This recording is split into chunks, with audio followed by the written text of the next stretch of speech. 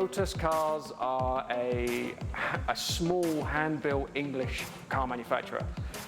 They were started back in 1952 by an engineer called Colin Chapman, and they specialize in producing lightweight sports cars with an emphasis on dynamics and handling.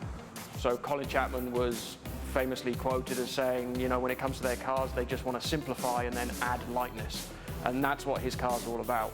If you look at a typical Lotus Elise or Exige, they only weigh about 1,700 pounds. So not huge engines, but the power to weight ratio is phenomenal.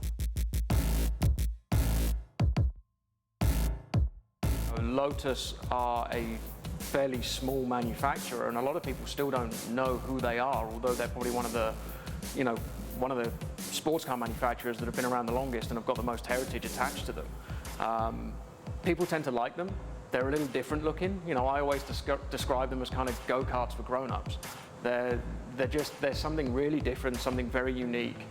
When you drive one, you always get a really positive reaction from people, and they want to know what it is. They're excited to talk to you about the car. So the two cars that I have here, I've got the Exige. That's a track-only car, so it's fully track-prepared. That actually features the same 3.5-litre V6 engine that's in the Evora because it is a track car.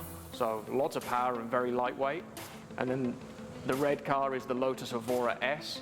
So again, that's a 3.5-litre supercharged Evora, the slightly more refined model within our range.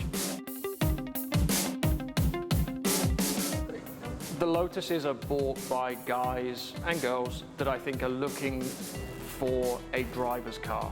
They're buying the car for a reason. It's not necessarily to just say they own a Porsche or a Ferrari or whatever it may be. They're buying a Lotus because of what Lotus is and what the Lotus can do for them and the driving experience. It's not so much about buying the car just to say you have it. It's the whole package.